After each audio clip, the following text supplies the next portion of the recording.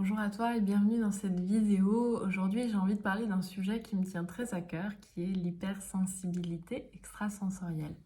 Alors c'est vrai que l'hypersensibilité, c'est un sujet qui me touche parce que je suis moi-même hypersensible et je l'ai longtemps très mal vécu, cette hypersensibilité.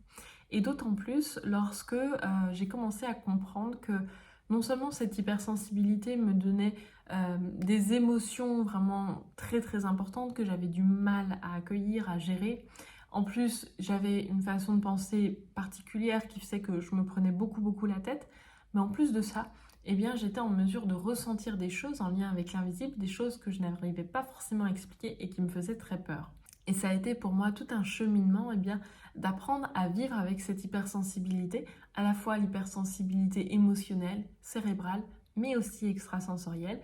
Et pour moi, c'est important d'aborder les trois plans parce que l'hypersensibilité extrasensorielle est souvent très négligée et oubliée quand on parle d'hypersensibilité.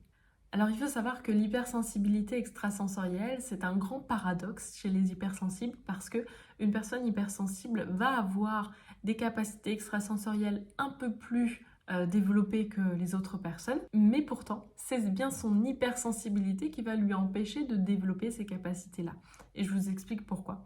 Parce qu'en fait, c'est un petit peu comme s'il y avait plusieurs couches dans l'hypersensibilité. Alors évidemment, tout le monde est différent, hein, et vous allez peut-être vous retrouver plus dans une case que dans une autre, et c'est tout à fait normal, avec des niveaux différents. Dans ces différentes couches, et bien évidemment, il y a l'hypersensibilité émotionnelle, qui est le fait de ressentir particulièrement fort les émotions, ses propres émotions, mais aussi les émotions des autres.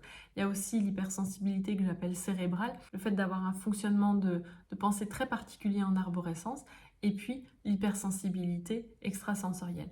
Pour arriver jusqu'à être en mesure d'apprivoiser complètement son hypersensibilité extrasensorielle, ça va demander de passer d'abord par le fait d'apprivoiser son hypersensibilité émotionnelle et le fait d'apprivoiser son hypersensibilité cérébrale.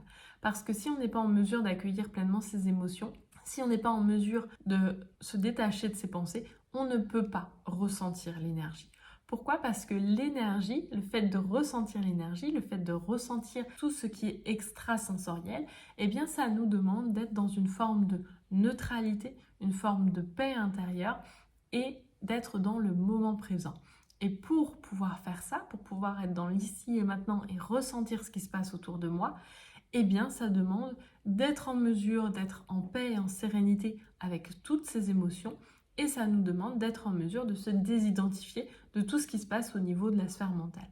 Donc ça veut dire qu'on va avoir besoin de passer par des étapes d'apprentissage pour pouvoir ensuite développer ses capacités extrasensorielles. Donc le premier apprentissage, c'est d'apprendre à vivre en sérénité avec toutes ses émotions. Deuxième apprentissage, apprendre à se désidentifier de ses pensées, apprendre à ne plus croire vrai tout ce que nos pensées nous racontent pour pouvoir ensuite développer ses capacités extrasensorielles. Pour faire ça, j'ai créé le programme Éveil qui est vraiment l'espace que j'aurais adoré trouver quand je commençais à découvrir mon hypersensibilité. L'objectif de ce programme, c'est d'apprendre à apprivoiser votre hypersensibilité pour développer vos capacités extrasensorielles, vos capacités énergétiques et intuitives.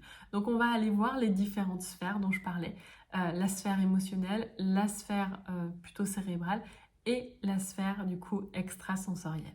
Ce programme Éveil, il vous accueille pendant une durée de minimum 6 mois.